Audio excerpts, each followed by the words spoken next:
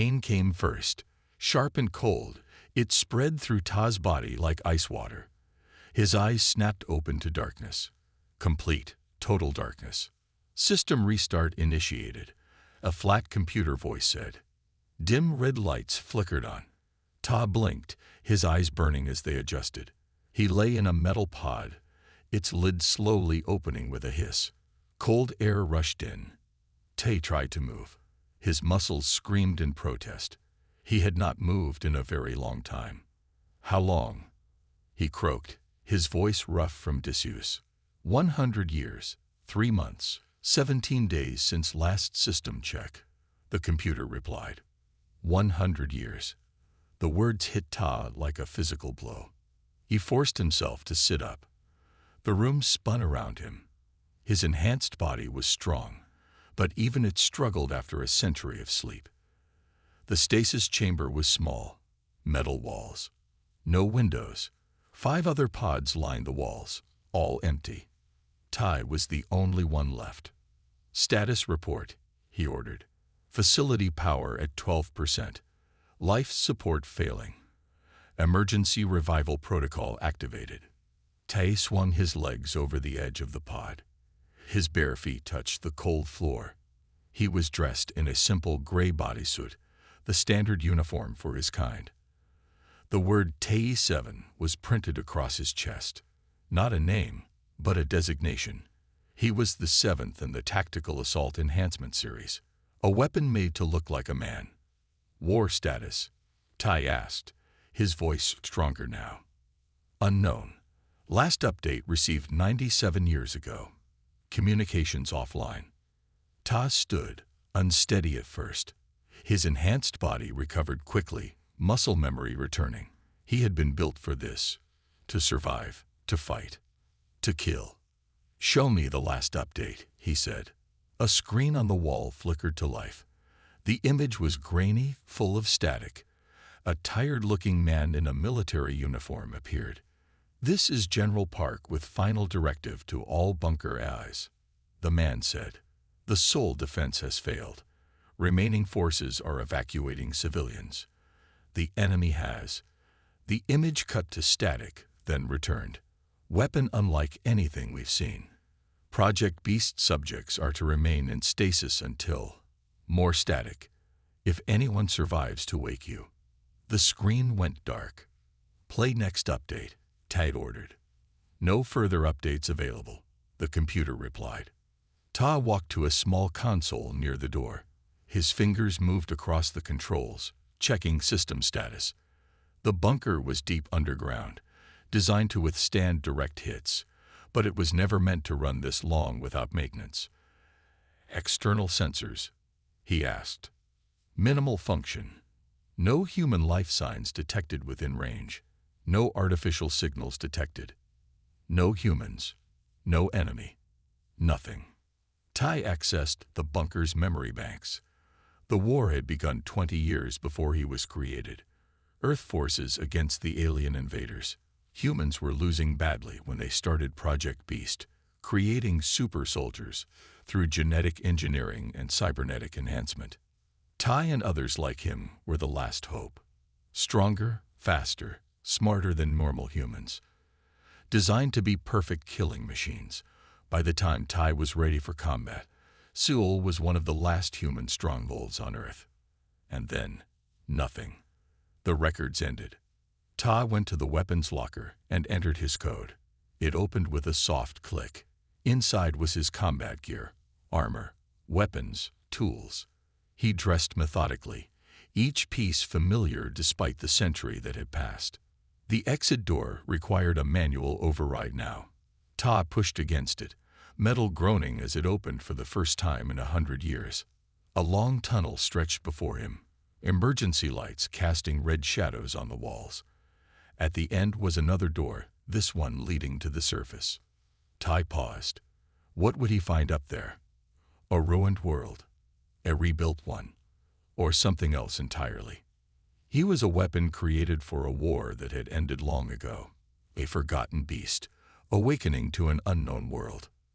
Tai took a deep breath and began walking toward the surface. The surface door was jammed, Ta pushed with his enhanced strength, metal groaning until it finally gave way. Sunlight, bright and harsh, poured into the tunnel. Ta raised a hand to shield his eyes. He had expected ruins, destruction, the aftermath of war. He had not expected this. Trees, everywhere, tall ones that reached toward the sky. Vines and bushes covered the ground. Birds called to each other. The air smelled clean and fresh. "This is Seoul," Ta whispered to himself. He stepped out of the bunker entrance. The door had been hidden in what used to be a subway station. Now, trees grew through broken concrete. Roots had cracked the pavement. Nature had reclaimed the city. In the distance, Ta could see buildings. Once tall towers now stood as hollow shells. Vines climbed their sides. Windows were broken. Some buildings had partly fallen, their tops missing. Ta checked his position finder. It still worked, showing where he was in what used to be downtown Seoul. The city had been home to millions before the war. Now, his enhanced senses detected no human sounds, no machines, no voices, only wind, birds, and small animals moving in the undergrowth. Ta began walking. His boots crunched on broken glass and bits of metal. He moved with caution, alert for any danger, but the only movement came from birds flying away as he approached. "Where is everyone?" he asked aloud. His voice sounded strange in the quiet. He came to what had been a main street. Cars sat rusted and empty, some nearly hidden by plants. A military vehicle lay on its side, vines growing through the windows. Tay touched it. The metal was rough with rust. The gun on top was broken. Near it lay something that wasn't human. A strange shape, partly covered by dirt and plants. Ta brushed away the dirt. It was alien armor. The enemy. The invaders that humans had fought so hard against. Now just bones and broken tech. He looked more closely at the scene. The alien and human vehicles faced each other. Weapons pointed at each other. They had died fighting, right here on this street. But that was long ago. The battle was over. The war was over. And from what Tai could see, no one had won. He continued walking. The sun moved slowly across the sky. Tai's enhanced body didn't tire easily, but hunger began to gnaw at him. He would need to find food soon. A large building stood ahead, less damaged than others. Once a shopping center, now a shell. Tai went inside, moving carefully through broken doors. Inside was dark and quiet. Plants grew through cracks in the floor. Small animals scattered as he entered. Tai's eyes adjusted quickly to the darkness. He found a store that once sold camping supplies. Some packages of dried food remained on dusty shelves. Ta checked them. Some were still good, sealed tight against time. As he gathered supplies, something caught his eye. On the wall was a poster, faded but still readable. It showed a human and an alien standing side by side. Words in both languages said, "Evacuation Phase 3 begins today." Ta stared at it. Evacuation. Humans and aliens together. It made no sense. They were enemies. He had been made to fight them, to kill them. Yet here was proof of something else, something that had happened after he went into stasis. Night began to fall. Tai found a secure corner of the building and made a small camp. As darkness came, the city changed. Strange lights glowed in some buildings, not electric lights, but something else, something alien. Tai watched from his shelter. In the distance, large shapes moved through the trees. Not human, not animals either. This earth was not empty, but it was no longer human. Tai checked his weapons. Tomorrow he would need to find more answers. He would need to discover what had happened to his world, to his mission. And he would need to find out if he truly was the last of his kind. Morning came with heavy rain. Ta watched water pour down broken windows. The storm would help hide his movements. He gathered his supplies and set out again. The evacuation poster bothered him. He needed to find a military base or research center, somewhere with answers. His position finder showed an old military research facility 10 miles north. Tai began moving that way, keeping to cover when possible. His enhanced body moved easily through the wild city. He jumped over fallen trees and climbed broken walls when needed. By midday, the rain stopped. Ta stood on a hill and looked down at his target. The research center had been built into a mountainside. Heavy doors, now partly open, led inside. Trees and vines grew around the entrance, but less than in the city. Something was different here. Tai approached carefully. His senses were sharp, designed to detect danger. He heard nothing unusual, but he felt something. A slight vibration in the ground. A soft hum that normal humans would miss. Power. This place still had power. The entrance doors were stuck halfway open. Ta slipped through the gap. Inside was dark, but not completely. Small emergency lights glowed along the floor.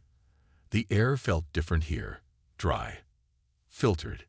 Ta moved deeper into the facility. His steps echoed in empty halls.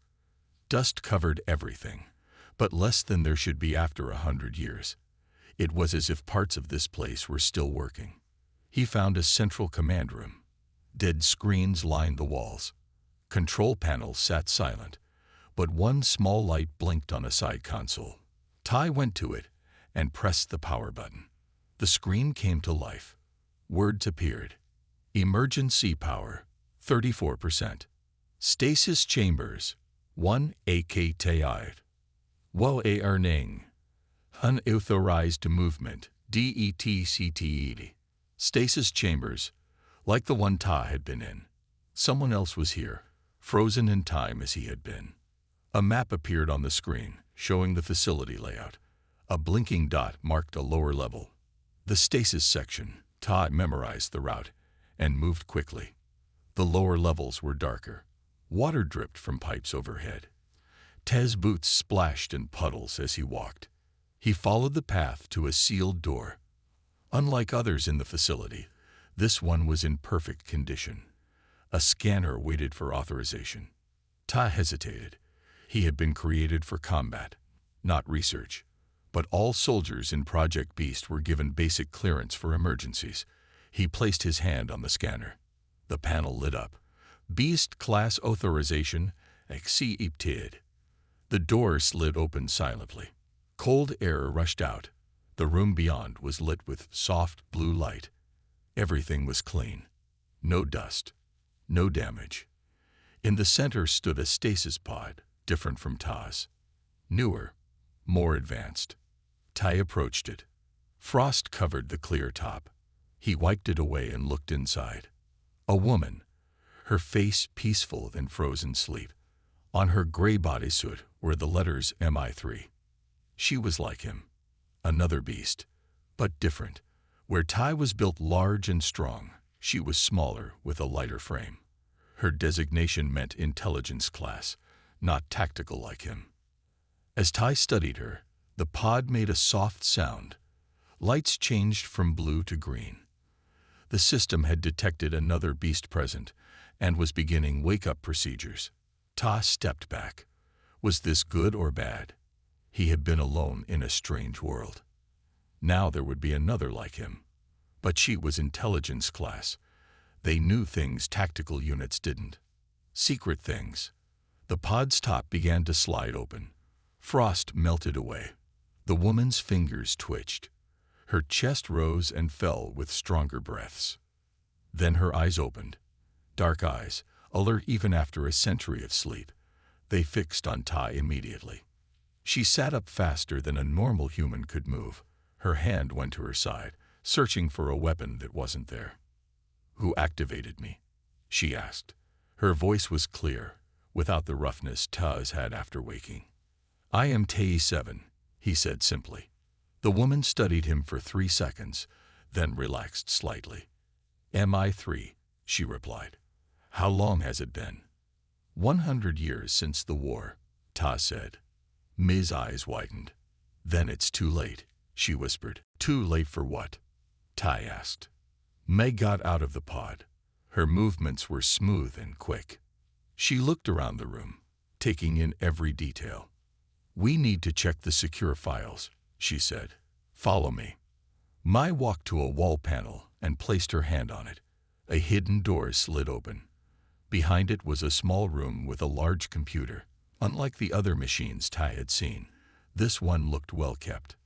This system has its own power source, Mai explained. It was built to last for centuries. Her fingers moved quickly over the controls. Screens lit up. Data flowed across them. You were made for fighting, Mai said without looking at him. I was made for knowing, for understanding the enemy. The aliens, Ta said. The Sirak, Mai corrected. That was their name. Not aliens or enemies. They called themselves Sirak. Ta frowned. They killed millions. They were the enemy. Mai looked at him. Yes, and we killed millions of them too. That's what enemies do in war. She turned back to the computer. But what they don't tell tactical units is how the war really started. Images appeared on the main screen. Strange ships in space. First contact. The Sirak came looking for resources, Mai said. They tried to talk to us, but we didn't understand their language. They didn't understand ours. The images showed meetings between humans and Sirak, then arguments, then fighting. Both sides made mistakes, Mai continued. The Sirak thought we were threatening them. We thought they were threatening us. One misunderstanding led to another, then to war. Ta watched silently. This wasn't what he had been taught. He had been created to fight monsters. But these images showed something different. By the time both sides realized the mistake, it was too late, Mai said. Too much death. Too much hate. The war had its own life by then. The images changed. Now they showed the final years of the war. Cities burning. Millions dying on both sides. Weapons getting worse.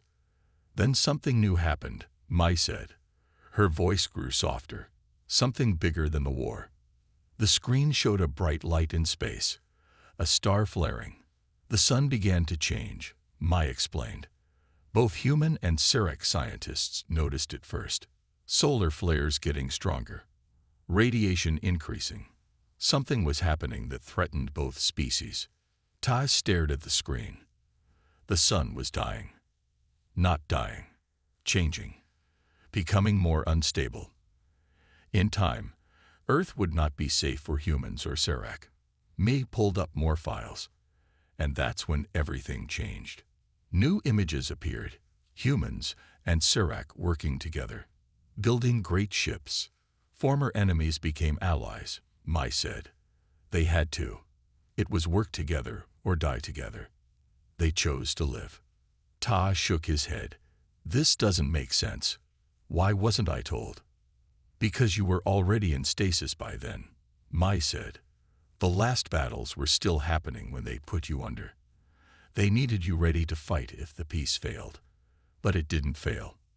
Mai brought up one final image. Massive ships leaving Earth. Thousands of them. They left, she said simply. Humans and Sirak together. They built Arc ships and took as many as they could to a new star system. One with planets that both species could live on. Tai felt like the ground was shifting under him. Everything he knew, everything he was made for, was wrong. What about us? He asked. Why leave us behind? Mei's face showed a rare emotion. Sadness. We were weapons, Ta. Made for war. She turned to look at him. And they wanted peace. I think they meant to come back for us someday. Or maybe they were afraid of what we might do. Todd looked at his hands. Hands made for killing. So they all left, he said quietly. And we are all that's left behind. Mei nodded. Yes. The forgotten ones. Silence filled the room. Ta stared at the images of the departing ships. All his life, his short life before stasis, had been about the war. About fighting. About killing Sirak. Now he learned it had all been for nothing. There's more, Mai said, breaking the silence. This facility has a special purpose. She tapped more controls.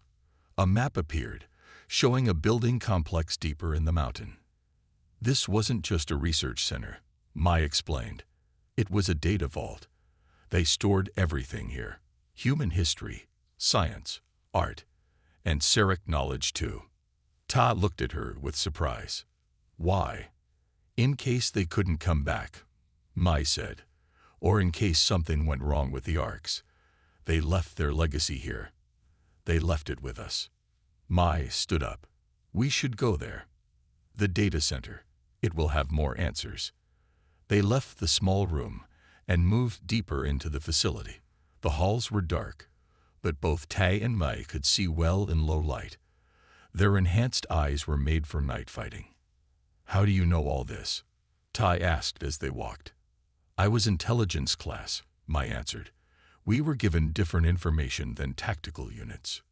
You were made to fight. I was made to understand the enemy, to think like them. To spy, Ta said. Mai nodded. Yes, to spy, to gather secrets. She paused. But I learned too many secrets. That's why they put me in stasis early. I knew things they didn't want most humans to know. They came to a massive door.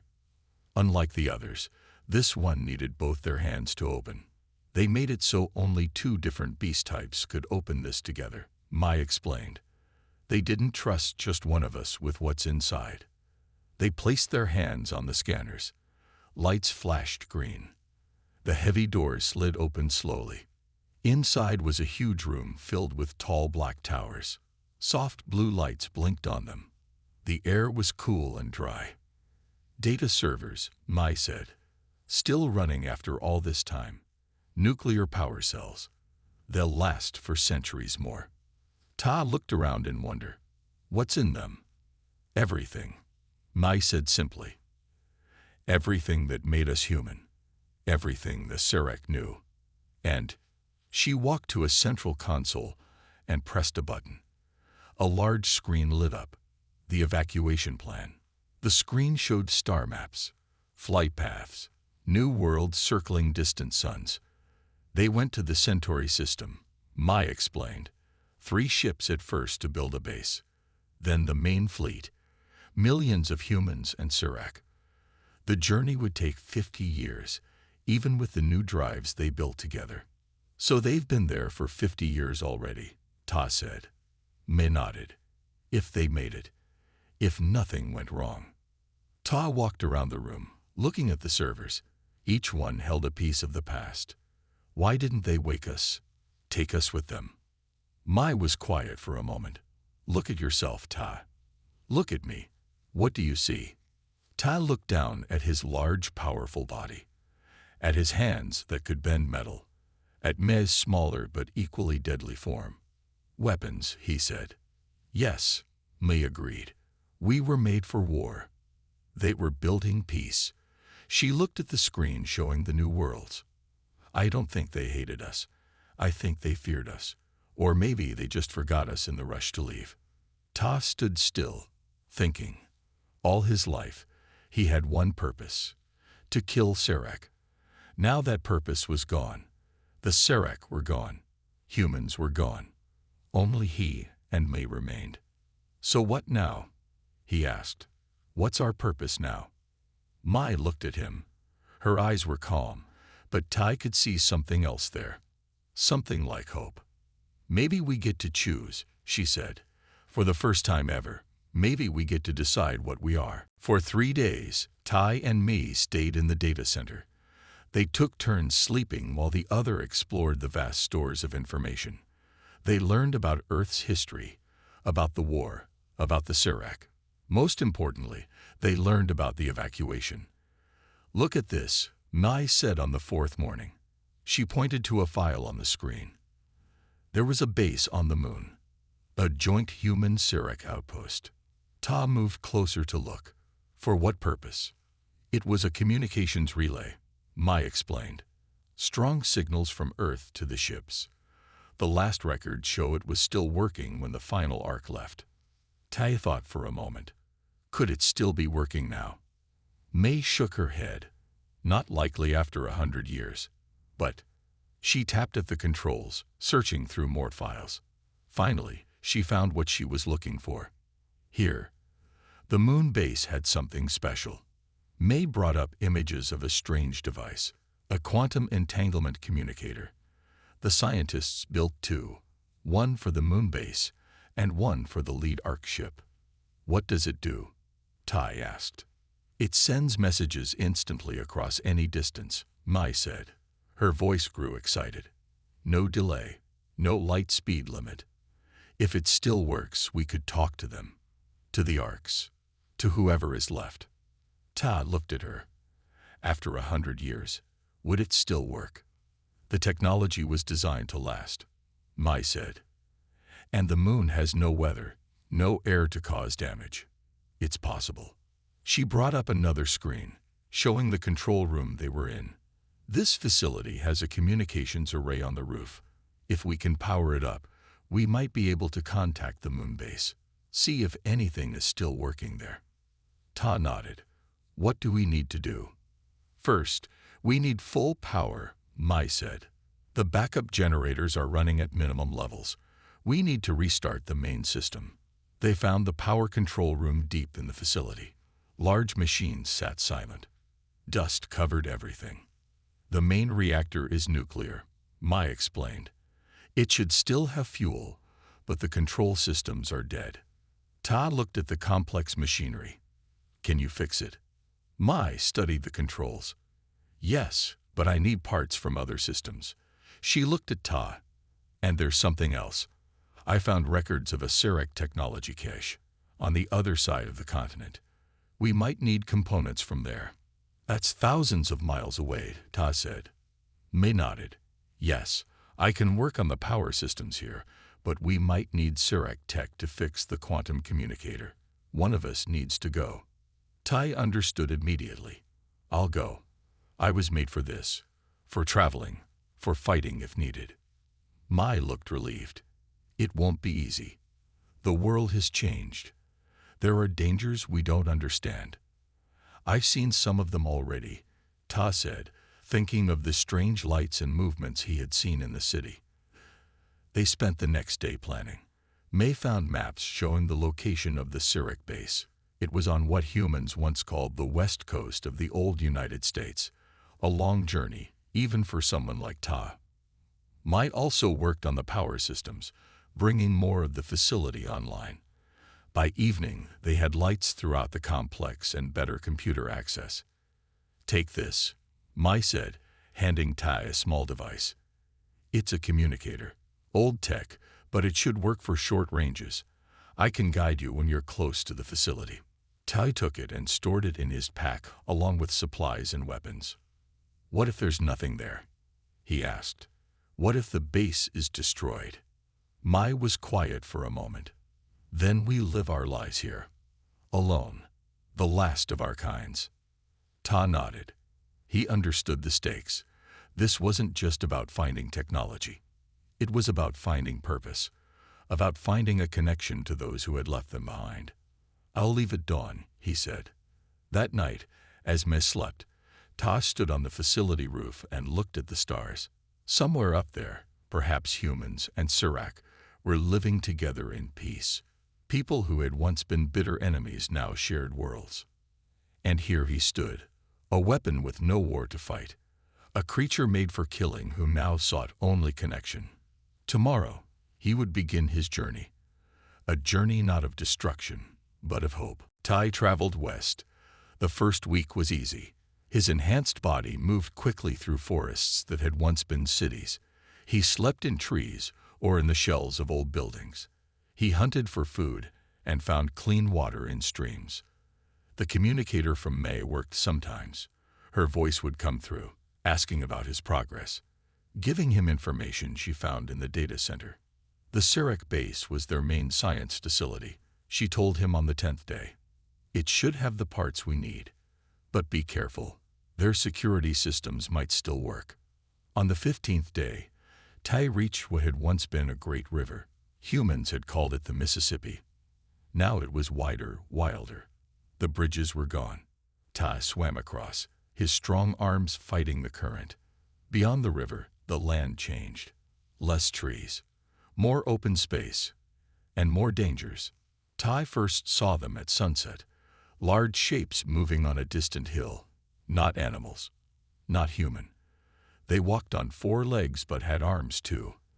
Their skin glowed softly in the growing darkness. I see creatures, Ta told Mai that night through the communicator. They look changed, different. The data here shows that Sarek experiments escaped during the evacuation. Mei's voice crackled. Things they were working on, new life forms.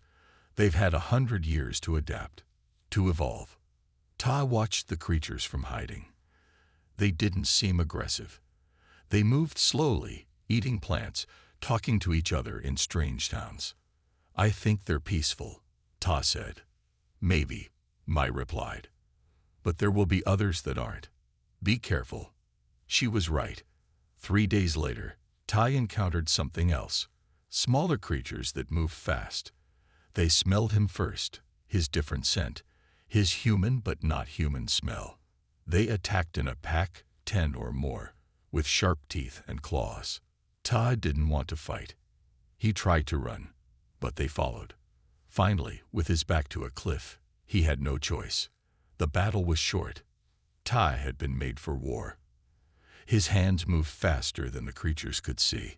His body took wounds but healed quickly. When it was over, 5 of the creatures lay dead. The others ran. Tai felt no joy in the killing. He had been built for this, but now it felt empty. Wrong. He continued west. The land rose into mountains. Snow covered the highest peaks, even in summer. Ta's body adjusted to the cold, his systems working to keep him warm. I found something important. Mai told him through the communicator one night. The quantum link might still be active. I detected energy signatures from the moon base. Something's still working up there, Tai asked. Yes. Automated systems, probably. If you can get the Sarek technology, I think we can make contact. Ta pushed harder after that, moving faster, taking more risks. The journey became a race against time. On the 30th day, he saw it. The Sarek base, built into the side of a mountain. Huge metal doors stood half open. Strange plants grew around the entrance, plants that glowed blue in the shadows.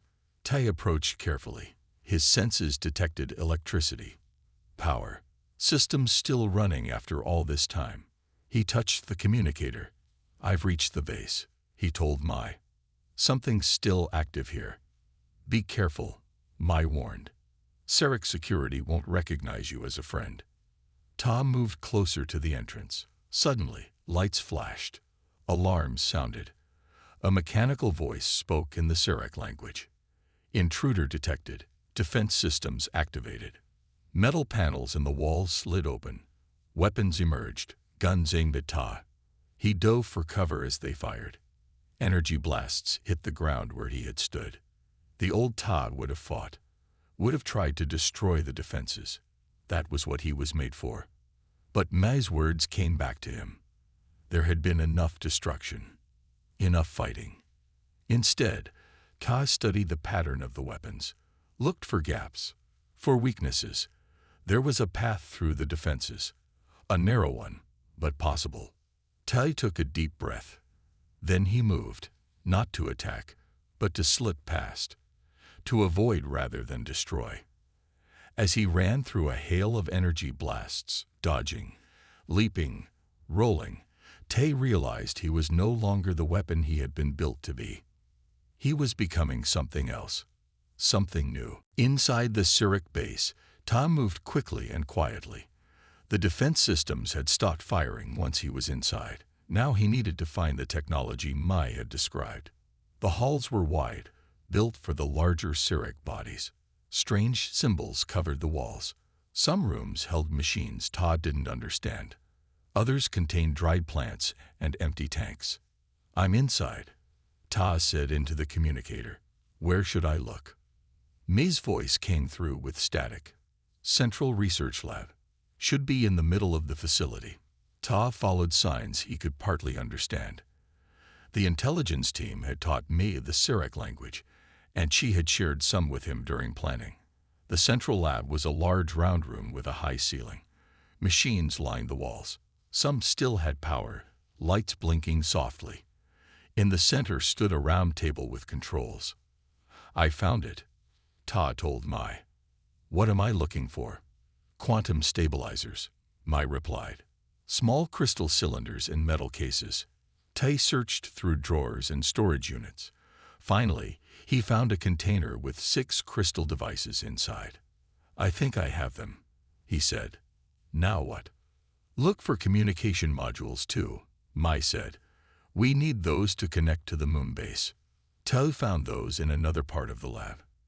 As he gathered the technology, he felt something strange, a sense of connection to this place, to the Serac who had worked here. They had been the enemy, but they were also builders, thinkers, creators, not so different from humans after all. The journey back was faster. Ta knew the way now. He avoided the dangerous areas he had found before. The small communicator connected with me more often as he got closer to the facility. "I've prepared everything here," she told him. "Power systems are online. The communication array is ready." 45 days after leaving, Tai returned to the mountain facility. May met him at the entrance, her face showing rare emotion. "You made it," she said simply. "I found what we needed," Tai replied, showing her the Serac technology. They worked together for 3 days, installing the quantum stabilizers and communication modules. May did the delicate technical work. Ta handled the heavy lifting and repairs.